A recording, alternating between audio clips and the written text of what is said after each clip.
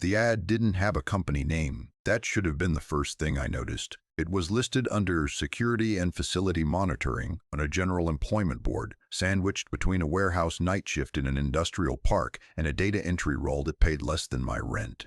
The listing said, Documentation and Preservation Site, Night Security, midnight to 0600. Competitive rate, start immediately. No reviews, no reading, no company profile. Just a phone number with a regional code I had to look up because I didn't recognize it, and a contact name. Handler, it said, just handler, as though that were a real job title that real people had. I called because I was 11 days from eviction. I called because the rate they'd listed was more than double anything else on the board. And when you are the kind of desperate that sits in your car doing math on your phone at 2 in the morning, you stop being picky about the details. The person who answered said almost nothing, confirmed the shift times, confirmed the rate, asked if I had a valid ID, asked, and this was strange. I noticed it and told myself it wasn't strange, whether I had any immediate family in the region. I said no. There was a pause on the line that lasted just slightly too long. And then they said I'd be sent location details by text and that I should bring nothing I wasn't prepared to leave behind. I told myself that last part was about personal property at an overnight post. I told myself a lot of things that week. The location came through the next afternoon. The coordinates placed me at a border checkpoint I had never heard of, 3 hours east of the city on a highway that thinned to 2 lanes and then to gravel, and then, at the last kilometer, to a road that my GPS couldn't name. I drove it anyway on the following Monday, arriving just before midnight with a thermos of coffee and the particular anxiety of someone who has decided that showing up is the only card they have left to play. The checkpoint booth was lit. A figure stood beside it. Not in a uniform, exactly, but in the kind of institutional clothing that suggests uniformity without committing to it. Gray jacket, gray trousers, a laminated badge I couldn't read from the car. As I pulled up, the figure didn't wave me in the way of someone who had been waiting. It moved toward my door with the efficiency of someone completing a procedure. I rolled down the window. The handler, and I use that word because it's the only one that fits, handed me a laminated card through the window without introduction, without handshake, without meeting my eyes once. The card was in a clear sleeve, typed in a small sans serif font, 11 numbered entries visible even in the low light. The handler said, shift runs, midnight to 6. Patrol route is marked on the attached map. Do not enter any building marked with a blue cross. And do not pause. The specific kind of pause that means emphasis. Do not respond to anyone who uses your full name. I started to ask what that meant. The handler was already walking back toward the checkpoint booth. By the time I got out of the car, the booth was dark and the figure was gone, and I was standing at the edge of something that should not have been there. Veles. That is what the rusted sign on the road shoulder said, in the lettering of a municipality that had been officially dissolved 11 years ago during a regional conflict that most news sources describe as brief and conclusive. Brief and conclusive. The city of Veles, per every public record I had ever encountered, was evacuated in the 3rd month of that conflict and destroyed in the 7th. Urban infrastructure repurposed, population relocated, nothing left except there it was, stretching out from the checkpoint into the middle distance under a sky that was doing what flat country skies do at midnight. Going enormous and starless and slightly wrong was a city. Not ruins, not rubble, a city. Intact, complete. The commercial boulevard that I could see from where I stood had unbroken shopfront windows. The street lamps. And this is the detail that went into my chest like something cold, that I keep returning to, that I am telling you now because I want you to understand that none of what followed was me being careless. The street lamps were on, amber, steady, warm, casting the kind of light that means power, that means infrastructure. That means someone is paying a bill somewhere for a city that officially does not exist. I stood at the entrance to Veles for a long time without moving, in the eastern part of the city, too far to see but absolutely within earshot. Something rose and faded in the air. A sound I can only describe as a crowd. The ambient murmur of a market, of commerce, of people, rising and then fading like a wave, like breath, like the city was exhaling. I looked down at the laminated card in my hand. In the low amber light, I could see enough to read the first entry. And I could see, even before I read a word of it, that one entry near the middle had been destroyed, not crossed out cleanly, but obliterated, layered in black ink and then scratched over with something sharp enough to have nearly torn the laminate. Whatever that entry said, someone had needed very badly for it not to be readable. I put the card in my pocket. I picked up my thermos. I walked into Velis. The security booth at the western gate was small and smelled of old paper and something metallic, like the inside of a filing cabinet that hadn't been opened in years. There was a chair, a mounted monitor showing 6 static camera feeds, a logbook with a pen attached by a piece of string, and a small lamp that buzzed faintly and gave the space the quality of light you find in rooms that have forgotten they're supposed to be temporary. I sat down. I put my thermos on the desk beside the logbook. I read the rules. The first thing that strikes you is the language. Not what the rules say, not yet, but the register they're written in. Workplace compliance language. The flat, passive, liability-aware tone of institutional handbooks, of health and safety posters, of the kind of document that assumes you are an employee, and it is a policy. Rule 1 said, complete your patrol route in the listed sequence. Deviation resets the night. Not will reset. Not may reset. Resets, present tense, mechanical, certain. I read it 3 times and each time it felt more like a description of physics than a workplace instruction. Rule 2. If you hear your name spoken in a residential district after 2 a.m., complete your sentence before responding. I didn't have a sentence. I was in the middle of it that moment, sitting alone in the booth. The rule assumed I would. It assumed I would be in the middle of doing something. Speaking, thinking aloud, muttering to myself in the specific way of someone on a long solo night shift, and it was telling me to finish before I turned, as though the turning itself was the danger, as though whatever would speak my name was not to be acknowledged in the middle of an incomplete act. Rule 3. The market district is loudest between 3 and 4 a.m. This is normal. Do not enter. The word normal sat in that sentence like a stone in still water. Not this may occur, or you may notice noise from the market district. This is normal. Someone had decided that the most reassuring thing to tell me was that the impossible was expected, as though calling it normal made it something I could hold. Rule 4. Some windows will show occupants. Do not count them. I read this one twice and then looked out the booth window at the boulevard beyond. I could see 3 buildings from where I sat, all dark. I put my hand around my thermos and held it. Rule 5. If a child asks you for directions, give them. Use only street names from the official 1987 city map provided. There was no map attached to the card. There was nothing in the booth I could immediately identify as a 1987 city map.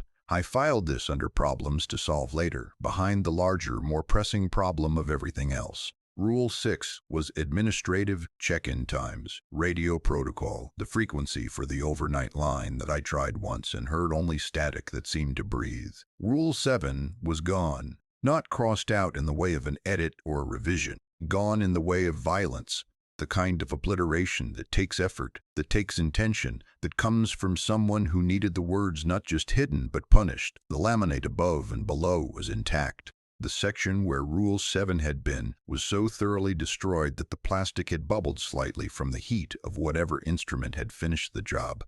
I ran my thumb over it and felt the ridges of the underlying paper, torn and resealed by the laminate's edge, but giving nothing up. Rule 8 began. If Rule 7 has already occurred and then stopped, not in a crossed-out way, in a water-damaged way.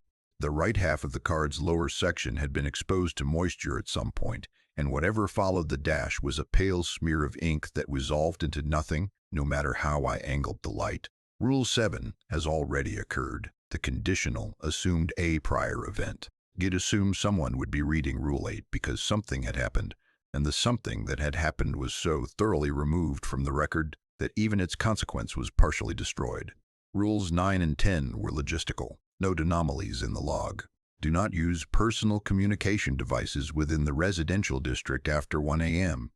Rule 11 was the last entry. It read, do not let the city feel like home. I sat with that one for a long time. I want you to understand why Rule 11 was the one that stayed with me, even past the obliterated Rule 7.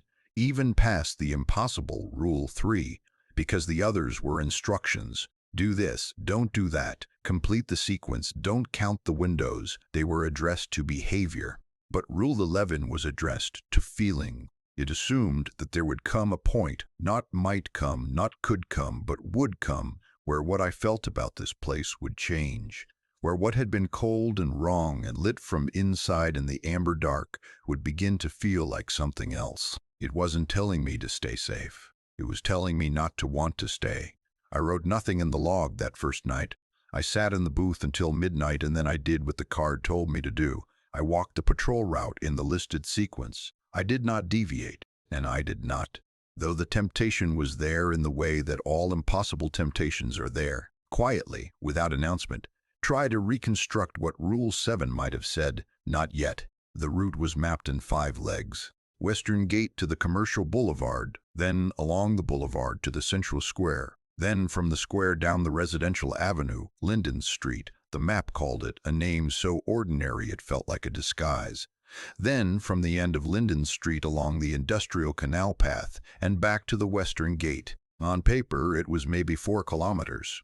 At a steady walking pace, with stops for the noted check-in points, the route was designed to take 90 minutes. Time it right and you'd finish just before 2 a.m. and have 4 hours of patrol repetitions before the shift ended. The Commercial Boulevard was wrong in the way that very precise replicas are wrong, not in gross errors, not leaning walls or shattered glass or the dramatic ruin you might expect of a city a decade abandoned. In small, accumulated details that individually meant nothing and collectively meant everything. The shadows were wrong. The light from the amber street lamps was falling at angles that didn't correspond to the lamp positions. Not dramatically, not in a way I could have measured, but in the way that your body knows before your mind does. The way the light on the floor of a room looks different when someone has moved a piece of furniture and you can't identify which piece. The shadows pooled in places that didn't have an obvious source and didn't shift when I moved past them. The storefronts had price tags in the windows. I noticed this on my first pass down the boulevard and stopped before the 4th or 5th shop, a dry goods store, I think, based on the faded signage, and looked at the card in the window. The date on it was from the year of the war. The price in the corner was handwritten. The handwriting was fresh. Not aged, not faded, not the yellowed ink of a card that had sat in a window for 11 years.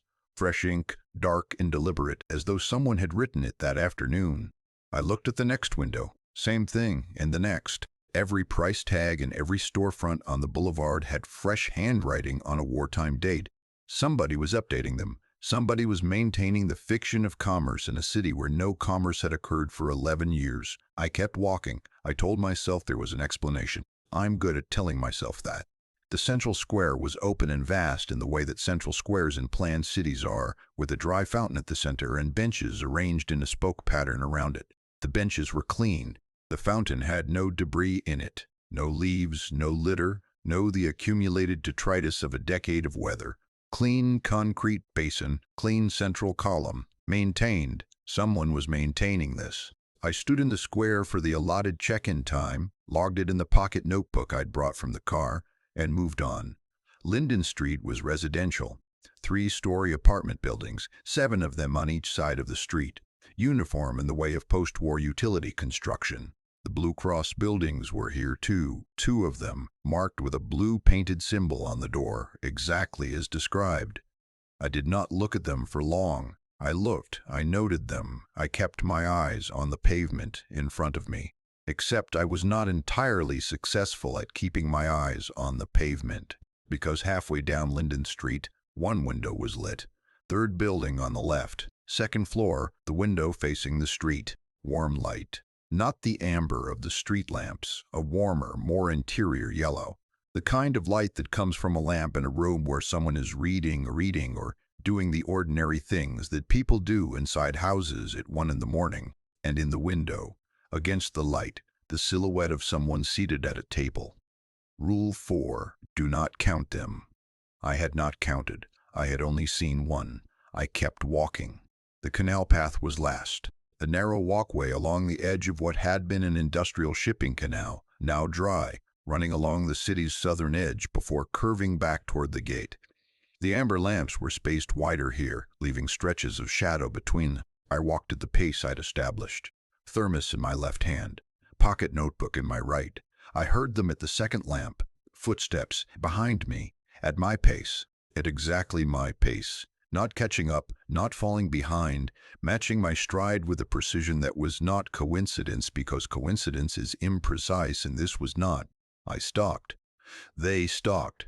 Not an echo. I want to be clear about that. Echoes don't stop when you stop. Echoes are physics, and physics doesn't respond to intent.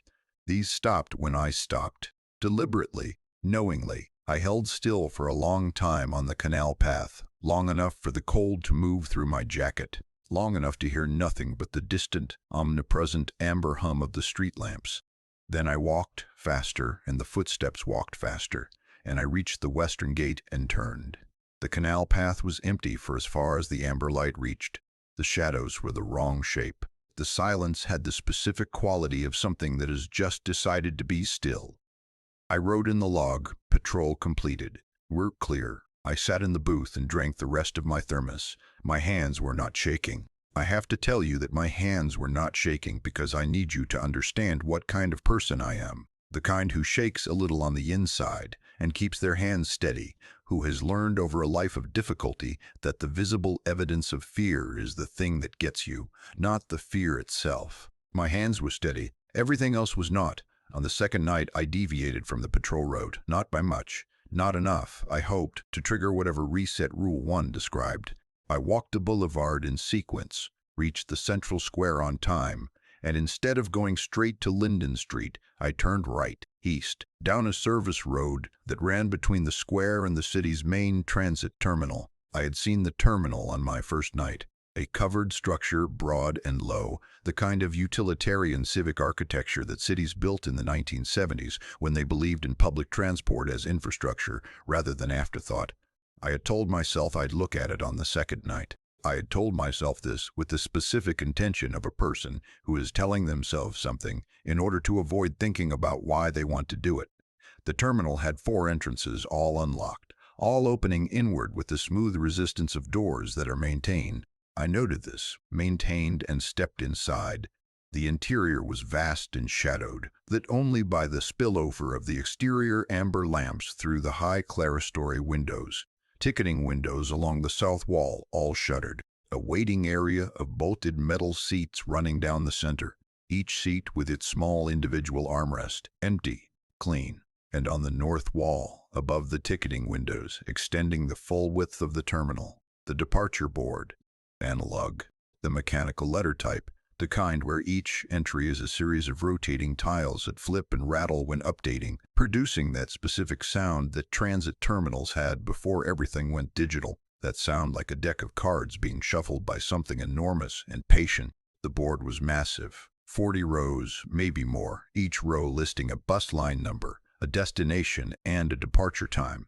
Every destination was a city from before the war. Some of them were cities that had changed names. 2 of them were cities that had changed names. 2 of them were cities that no longer existed in any administrative sense. Every departure time read 03014.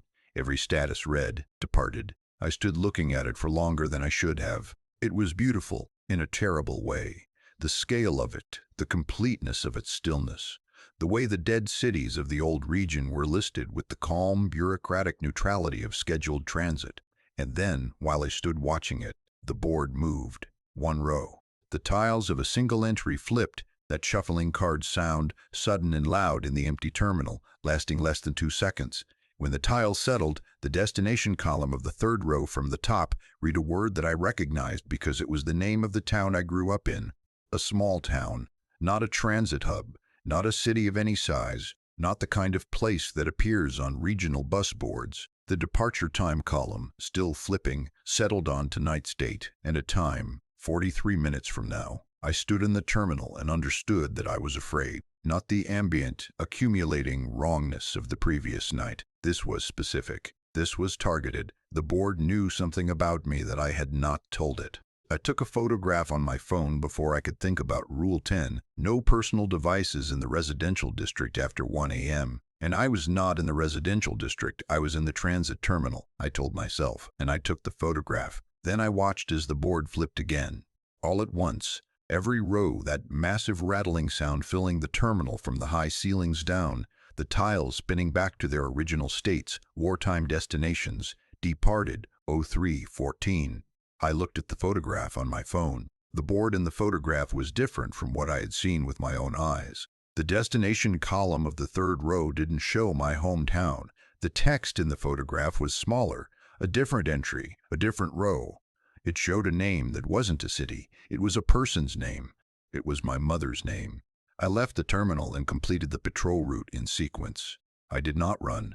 I want you to know that I did not run, because running would have meant the kind of surrender I had not yet made. I walked. I did my route. I sat in the booth. I did not look at the photograph again until morning, and when I did, in the daylight outside the city, the third row of the transit board in the image showed only what every other row showed: departed 0314. My mother's name was gone. I could not tell you whether I had seen it or whether I had needed to see something, and the photograph had given me what I needed.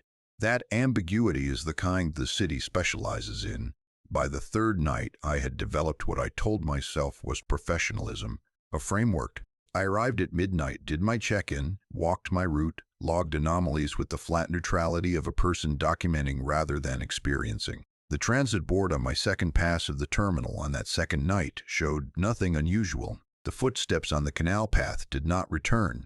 The lit window on Linden Street was dark. I began to think, carefully, the way you think about things you don't entirely trust yourself to think about, that the first 2 nights had been an initiation of some kind, a calibration, a test of whether I was the type to run. I want to be honest about something. I didn't just stay because of the money, though the money was real and the eviction notice was real, and the math of my situation was what it was. I stayed because somewhere in the back of the place where I make decisions, I wanted to know. I have always been the kind of person who wants to know. This is not a virtue. It is a vulnerability, and Veles had already identified it. The third night, 3:37 a.m., I was at the canal path endpoint, the part of the route that brought me closest to the city's eastern districts, where the market had been during the city's operational life. Close enough that the sound arrived without drama, not building from nothing, not a sudden eruption, but present, as though it had always been there at that volume and I had simply turned in the right direction to hear it. A market crowd, full-density human ambient noise, hundreds of voices folded into each other in the way of a covered market, the specific acoustic texture of commerce in an enclosed space, the layered frequencies of negotiation and transaction, and the particular social energy of people who are in the same space by choice and habit. It was completely convincing. I want to say that without qualification, because the thing that makes what happened next significant is that there was no moment of obvious unreality, no slippage, no tell that this was not what it sounded like. A real market, hundreds of real people. 3007 in the morning, in a city that hadn't been inhabited for 11 years, in an eastern district I could not see from where I stood. I stood at the canal path endpoint and listened. Rule 3 was in my memory, in the specific way that rules are in your memory when you are at the edge of the place they describe. Not quoted, but present, a felt thing. The market district is loudest between 3 and 4 a.m. This is normal. Do not enter. I was not entering. I was standing at the boundary, at the edge of the canal path which was on the route. And then, underneath the crowd, a single voice. I am going to try to tell you this accurately, because accuracy matters here. Not a voice that sounded like my father. Not a voice that was close to my father's voice. My father's voice. The specific, unreproducible acoustic signature of a person I had known for 32 years and lost 4 years ago. The particular low register, the slight burr on certain consonants from an accent mostly smoothed away by adulthood but never entirely gone. The specific cadence of his sentences, the way he built toward the end of a thought and then finished it with a small, satisfied drop in pitch that I had never once heard from anyone else in my life. He was talking, not to me, not calling my name, not performing for my benefit. Talking to someone else mid-conversation, the way you hear someone on a phone call through a wall. Fragments of context, the texture of dialogue rather than its content. I caught specific words. I caught a phrase that had been his specifically, a piece of family vocabulary that did not exist outside the particular lexicon of our household when I was young. A word he used for me, not my name.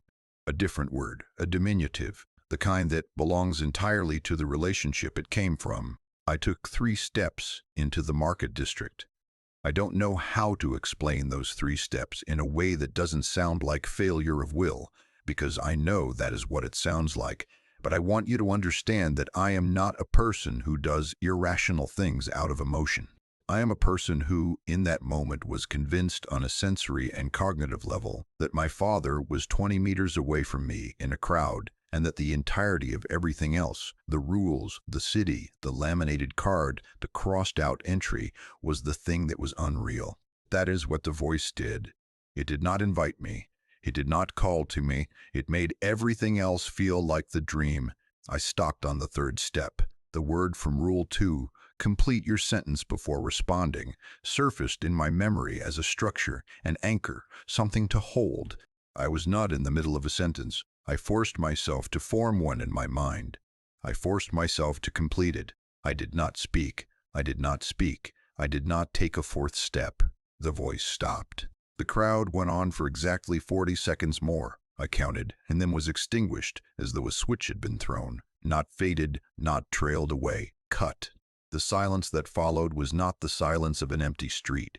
It was the silence of something that had finished doing a thing and was waiting to see if it had worked.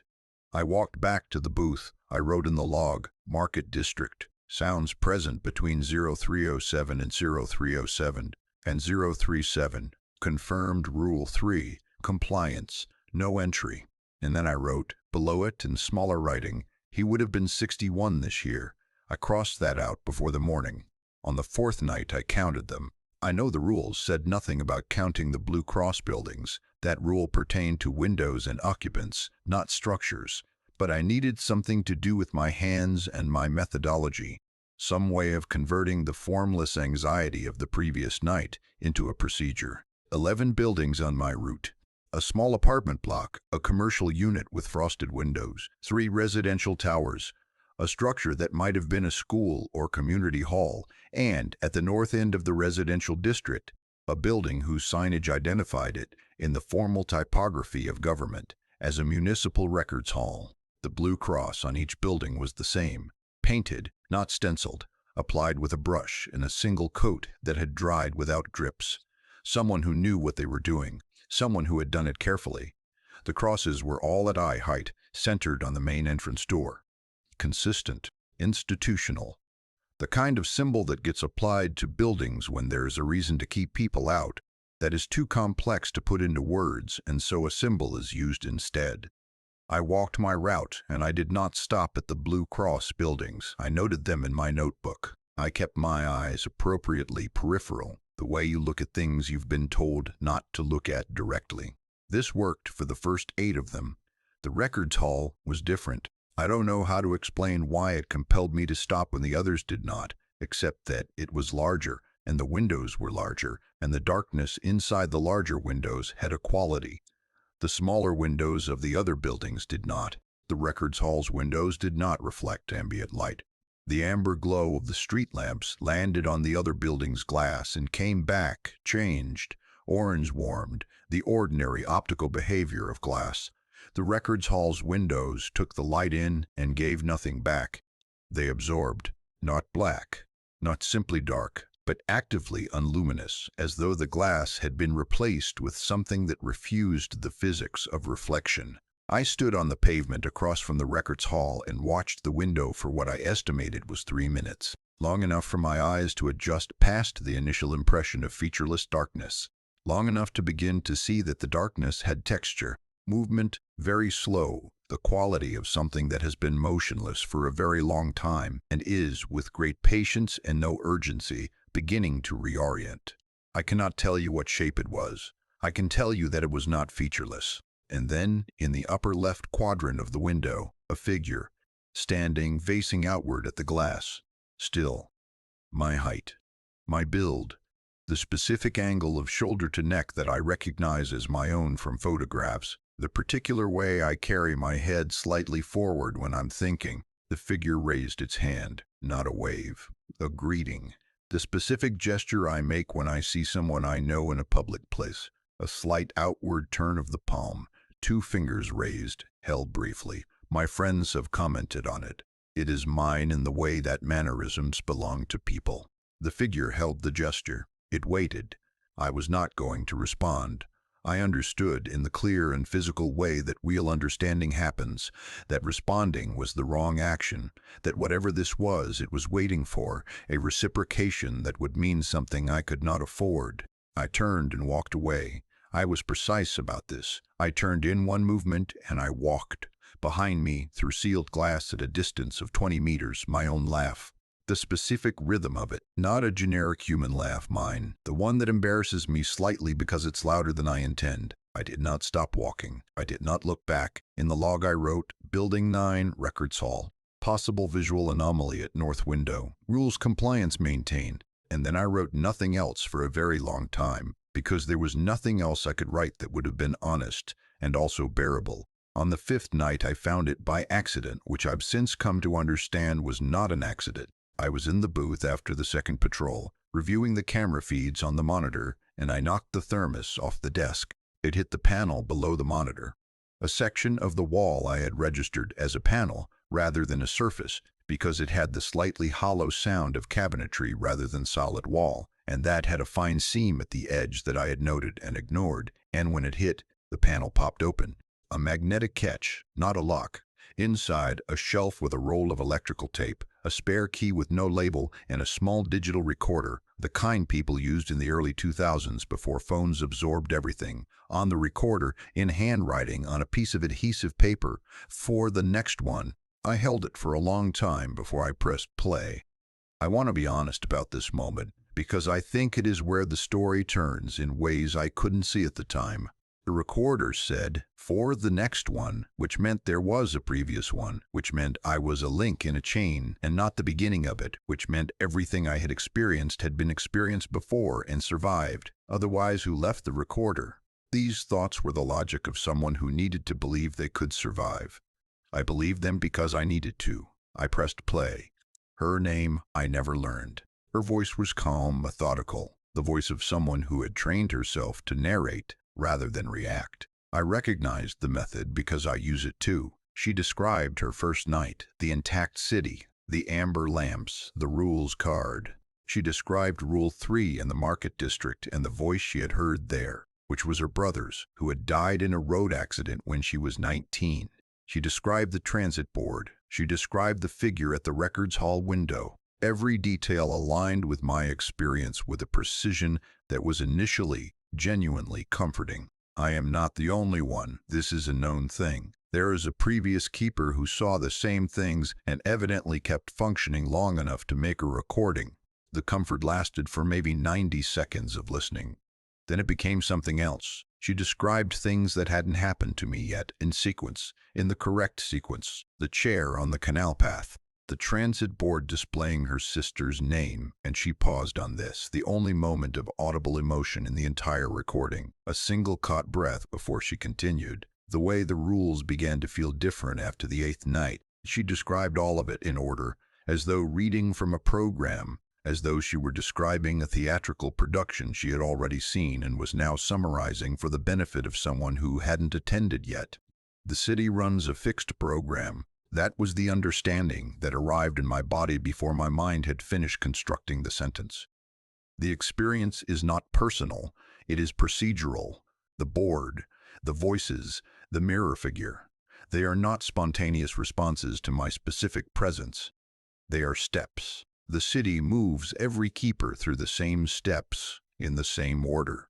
I am not unique. I am the current iteration. Her voice continued. It grew slightly flatter as the recording went on, not dramatically, not in a way that would announce itself, but in the way that very careful listeners notice, a small reduction in the variation of pitch, a slightly longer pause between sentences, a shift in cadence that I could not precisely identify but felt as wrong in the specific way that faces feel wrong when the expression doesn't match the emotion. She described Rule 7. She said, I found what Rule 7 says. And I need to tell the next one. I need to leave this on record. I need The recording cut. When it resumed, and I cannot tell you how long the gap was, there was no timestamp. It was not her voice. It was my voice, speaking in the present tense, describing what I was currently doing.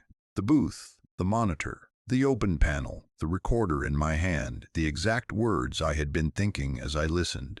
Describing the moment I was in with the accuracy of a transcript. I pressed stop. I put the recorder on the desk. I sat in the booth at 3 in the morning in a city that had been officially destroyed 11 years ago, and I understood that the recording had been made before I arrived. My voice on that tape was recorded before tonight. The city had already captured this moment. It had already filed it. I was not discovering a horror. I was completing a procedure. On the 6th night, I went into the records hall. I want to frame this not as a decision but as the only move available in a situation where all other moves had been foreclosed. I had the previous keeper's partial recording. I had the truncated Rule 8 if Rule 7 has already occurred, which implied that Rule 7 was an event, something that happened or could happen, not merely a piece of information. I had 3 steps into the market district on my 3rd night, and a memory of those steps that was beginning, in the specific way of memories you handle too often, to feel soft around the edges. I had to know what Rule 7 said. The records hall was the only place in the city that might have records. I crossed the street. I opened the door. I did not look at the windows. The interior was exactly what municipal records halls are. Filing cabinets in rows, reference tables with their reading lamps, a front counter with a sign-in sheet that I did not allow myself to look at closely because I did not want to know whether there were names on it that I recognized. The filing cabinets in the first row were labeled by year. I found the section for 11 years ago, for the war period, and began looking. I was looking for laminated rule cards. I found them in the 3rd cabinet, in a folder behind standard operational documents. There were dozens of them, going back further than I expected. The oldest were in worse condition, laminate beginning to yellow, the typed text faded. The newest were barely distinguishable from the card in my pocket. Every one of them had Rule 7 destroyed, every single one by different hands using different methods, some with marker, some with correction fluid applied in layers, some scratched, some burned at the edges before the laminate was applied over the damage. Every keeper had destroyed Rule 7, and the variation in methods suggested they were not following instructions. They were making a choice. They were making an individual, personal decision to ensure that the next keeper could not read Rule 7, which meant that at some point each of them had learned what it said and had immediately decided to protect the next keeper from knowing. That decision alone told me most of what I needed. A rule so terrible that people who had already experienced its effects chose at some personal cost to hide it from those who came after. But the oldest cards, the ones from the first years, were less thorough. The ink had faded over the destruction. In one card, I could make out partial words through the obliteration, spoken, and residency, and revoked. In another, the city will remember and not remember leaving. In the most legible of the oldest cards, brittle, the laminate lifting at one corner, I could read in fragments with gaps, something that assembled into this: if the city speaks to you using the voice of someone you have lost, and you respond, you have entered into residency. Residency cannot be revoked. The city will remember you as a keeper. You will not remember leaving. There was more. In the partial 4th card, a fragment that completed it, the city keeps a version of you, a copy made at the moment of response, and the copy stays. The copy speaks to the next keeper in the voices the city gives them access to. I sat down on the floor of the records hall with 4 damaged laminated cards around me in the amber darkness, and I understood all of it at once. The market voices were not ghosts. They were not supernatural entities. They were people, specific, individual, mourned people, who had stood at a market district boundary at 3 a.m. and heard the voice of someone they had lost and had responded, had spoken, had taken 4 steps instead of 3, or had said a name aloud before they could stop themselves, or had simply whispered yes in the way that grief makes you answer anything that sounds like the person you lost. And in the moment of that response, the city had made a copy. The copy stayed.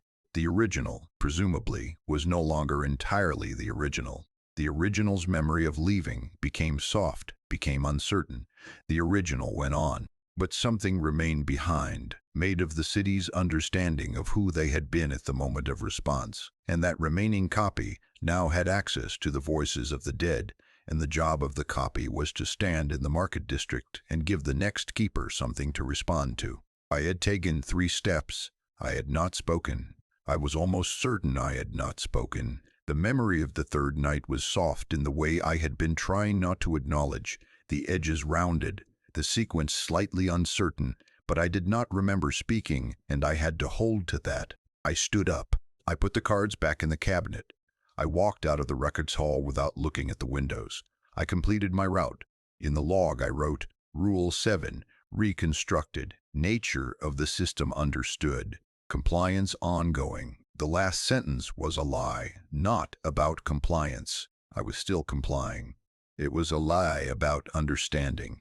You can know how a trap works and still be in it. 7th night. The changes were not dramatic. That is the thing I need you to understand about this phase of what happened. Not dramatic, not confrontational, not the overt horror of the first week. Quiet changes, personalized changes. The kind of changes that, if you described them to someone who had not been there, would sound like coincidences. The transit board's 3rd row, when I passed through the terminal on my 2nd patrol, was not displaying the wartime cities. It displayed my name, not in the destination column, in a new column that had not been there before, a column whose header read, in the small sans serif of the board's standard text, what I can only translate as "our resident." My name in that column, stable and unhurried, between 2 cities that no longer existed, not flickering, listed, on Linden Street. The lit window was lit again, but the silhouette in it was not the generic seated figure of the first week.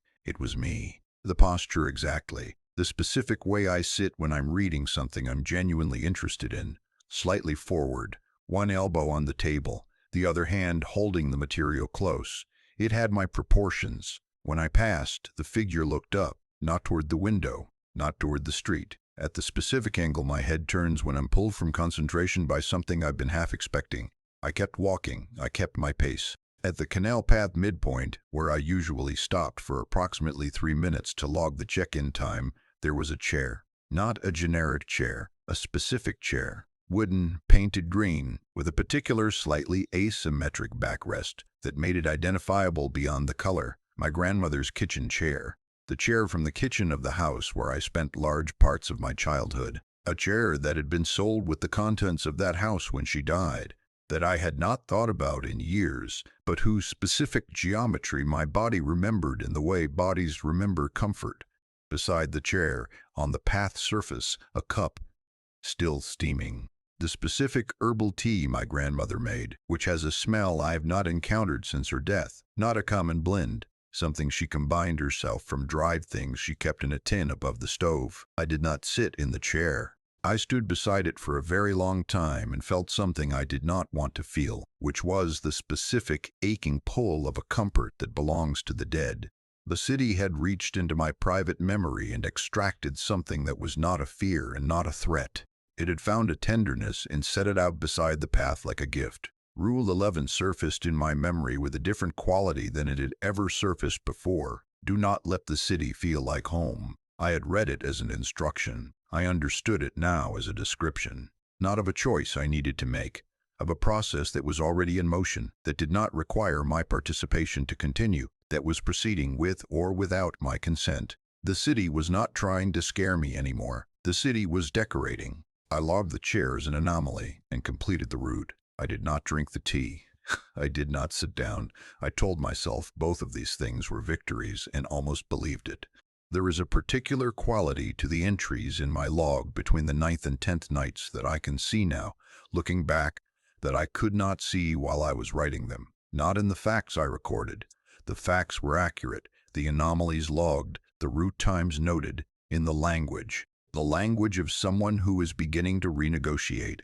On the 9th night I wrote, market sounds present at 0311, lower register than previous nights, almost musical. Almost musical, almost musical.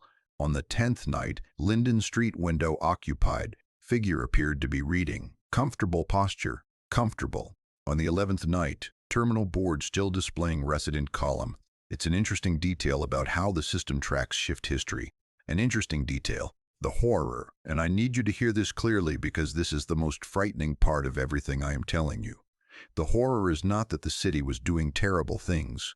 The horror is that the city had gotten so thoroughly inside my interpretive framework that I was describing those terrible things in the language of mild professional interest. I caught myself on the 10th night, standing at the Linden Street window for 4 minutes and 30 seconds. Not observing, standing, the way you stand near something that makes you feel less alone. When I noticed what I was doing, I wrote in my notebook, check duration at window, attachment forming, monitor carefully. And then, on the following night, I stood there for 6 minutes and wrote nothing in the notebook because writing it would have made it a fact I had to deal with. The Blue Cross apartment building, not the records hall, the smaller residential one on Linden Street, I began mentally organizing as a living space, not as a conscious exercise. It arrived fully formed one night while I was passing it, the specific involuntary architectural thinking of someone evaluating a place to live. The ground floor would be impractical, exposure to the street. The second floor would have morning light on the east-facing rooms. The corner unit would be quieter. I caught the thought, documented it in the notebook, and kept walking. But the thought had happened. The city hadn't asked me to have it. The city had simply created conditions in which my mind, without instruction, had started doing the work of settling. I wrote in the log on the 10th night, and this is the entry I returned to, the one that I can look at now and understand as a threshold, as the moment when something shifted beneath the floor. I don't think the people in the market are suffering. I had reconstructed Rule 7. I knew what the market voices were. Copies, keepers, previous people who had spoken at the wrong moment and left pieces of themselves behind. And my assessment in that log entry was, they are not suffering. Not that the horror wasn't real, not a denial, a verdict on their experience. As though I had given it enough thought to rule on it. As though the relevant question was no longer whether to protect myself from their fate, but whether their fate was, actually, that bad. I stared at what I had written. The booth hummed. The amber light sat on the monitor feeds of an empty city. I did not delete the entry. I was trying to be accurate, I told myself. I was documenting rather than reacting. I was a professional. The professional had sat down in the city's kitchen chair and drunk the city's tea and was starting to redecorate his understanding of what captivity meant. The 11th night. I chose it deliberately because the number meant something. 11 rules on the laminated card, 11 Blue Cross buildings on the route, the city 11 years dead, and now the 11th night. And if there was a pattern, then the 11th night was where the pattern either completed or broke. I don't entirely trust this reasoning now. I think the city may have encouraged it. I think the city may have wanted me to arrive at the western gate on the 11th night, specifically with the specific emotional cargo of someone who has decided that tonight is the night for a final accounting. The gate was open. I want to be honest, this surprised me. Some part of me had expected it to be locked, expected an obstacle, expected a test of force. The gate was open. The road beyond it was lit by ordinary highway lamps. The cooler, more practical white blue of infrastructure rather than the amber warmth of Viles, and it ran straight and visible toward the distant ordinary world for as far as I could see. Real road, real light. A car could drive it. I could walk it. The distance between where I was standing and the world I had come from was a road, an open gate, and the will to use them. I stood at the threshold for a long time. I went through what I knew. I had been here 11 nights. I had not spoken in the market district. I was almost certain. The memory was soft, but the almost was doing a lot of work, and I needed it to keep doing it. I had not responded to my name at night.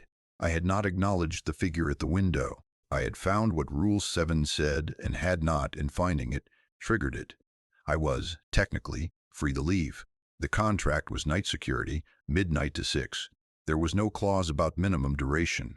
I thought about the previous keeper, her voice on the recording, growing flatter, the small shifts in cadence that I had recognized as wrong. I thought about whoever had placed the chair on the canal path, some version of a previous keeper, running the city's programming, setting out my grandmother's chair in the dark with the accuracy of something that had been given access to my entire private history. I thought about being in that role. I thought about what it would take. I took one step through the gate. my left foot on the road beyond city limits, my right foot still inside Veles. The cold of the highway came up through my boot from the pavement, a different cold than the city. Not the amber-tinged warmth of Veles, something more honest, the flat cold of unenchanted ground.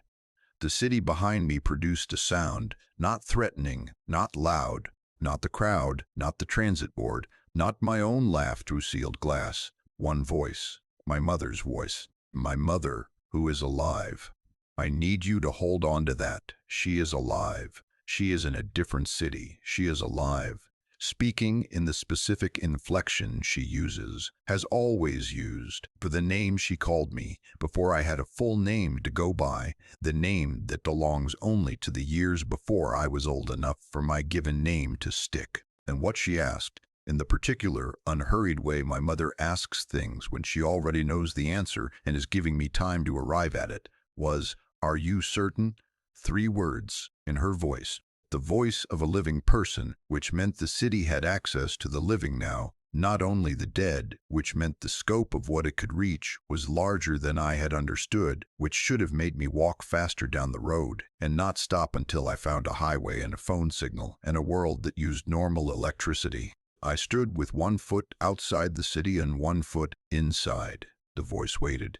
It didn't repeat. It didn't escalate. It asked me once in my mother's voice whether I was certain, and then it held the silence open like a space I could step back into. The log resumes the following night. Same date, same handwriting, same location noted at the top of the entry. Western Gate, Veles. I am inside the city. The entry says, Night 12. Route completed without incident. City well maintained. I don't remember going back through the gate. I have tried to reconstruct the memory, and it is not soft, the way the other memories are soft. It simply is not there. There is 1 foot on the road, and then there is a log entry from the following night, and nothing in between. I answered. I must have answered. What I said, I cannot tell you. What it cost me, I am still finding out. I am going to describe what I observe. I have found that the most accurate way to describe this phase of things is through observation rather than feeling, because the feeling has changed in ways I am still cataloging. Methodical is what I am. Methodical and accurate. The patrols are efficient now. I walk the boulevard and the shadows no longer register as wrong. They are the shadows of Veles. They fall as they fall, and I know each one by position in time. The storefront's handwritten price tags are updated weekly. I do this myself, I discovered, in the 4 hours between the end of my patrol and the beginning of dawn, in a state that is adjacent to waking but not identical to it. The transit board in the terminal I service twice per shift. The resident column has 5 entries now, all in the correct format. Mine is the most recent. I know the names above mine, but I will not write them here. They are residents. They deserve their privacy. The market district between 3 and 4 a.m. is my favorite part of the shift. I know the voices now. I know which is which. We don't speak to each other. That's not what the market is for. But there is a companionship in the sound that I find genuinely sustaining. I had written, early in my time here, that I didn't think the people in the market was suffering. I was right. The word I would use now is occupied. We are occupied. On the 43rd night, I was in the security booth completing the log entry for the 2nd patrol, when headlights moved on the road at the edge of the city. A car pulling up to the western gate. I watched the monitor feed. A handler I didn't recognize stepped out, walked to the passenger side, and handed a laminated card to someone who got out slowly, the way people get out of cars when they've been driving for a long time and have arrived somewhere unfamiliar. I could see the new arrival on the camera feed, but the resolution at that distance gave me nothing specific. Height, build, the posture of uncertainty. They read the card in the headlights. Even at monitor resolution, at that distance, I could see the moment when they encountered Rule 7's absence. That particular stillness. I knew the sequence that was coming. I knew it the way you know the layout of a house you've lived in, not by thinking but by the body's automatic knowledge. By the 2nd night, the transit board would show this person's hometown. By the 3rd, the market district sounds would begin to have texture and familiarity. By the 5th night, under the crowd, a voice. Specific, intimate, irreplaceable. the voice of whoever this person was grieving or missing or desperately loved. I knew what voice it would use. I had been given access. That's how it works now. The city gave me access to this person's private losses, to the specific acoustic signatures of the people they love. And I know, as I sit in the booth and watch them walk through the Western Gate for the first time, whose voice will carry on the market air when the clock reaches 3 a.m. and the crowd assembles and the invitation opens. I will not call to them. I never call. That is not the mechanism. The mechanism is that the voice is simply there, mid-conversation, already in progress, and the arrival of someone who would give anything to hear it does the rest without any intervention from me. The city taught me this. The city taught me that you don't need to reach for people. You only need to create conditions in which they reach for themselves. In the market district that night, on the 43rd night, I walked the route as usual and let the crowd form around me and found my place in it and spoke, as I have spoken every night since I stopped knowing how to not, in the particular cadences the city gave me access to, in the warm mid-conversation register that sounds, to the right ears, like overhearing something real. I don't know what I say. It arrives complete, the right words in the right voice at the right moment, the city's deep knowledge of what this person needs to hear, expressed through whatever I have become. The new arrival was walking the canal path at that hour. I know because I heard them stop. In the log on the 43rd night I wrote, as I write now, as I write each night in the same careful hand, Valles is well maintained. The rules have been updated. There are 12 rules now. The 12th was added in my handwriting on the night after I came back through the gate, in a window of time I don't have memory of, in language I don't recall composing. I found it in the morning, neat and typed and laminated, slipped into the official card sleeve. I will not tell you what Rule 12 says. I will tell you that on the new arrival's laminated card, handed to them in the headlights at the Western Gate on the 43rd night, one entry in the middle has been destroyed, layered in black ink, scratched through with something sharp. The laminate above it intact. Below it, beginning the next entry, the words, "If Rule 11 has already occurred." The rest is water damaged. Valles is well maintained. The city breathes. In the Eastern District, past the amber line, the market crowd is assembling. The new keeper is walking their route in sequence, following the listed order, doing everything right. Somewhere on the canal path, a sound that matches their pace exactly. One stride behind has been keeping time with them since the second lamp. They are doing well. They will do better. They always do.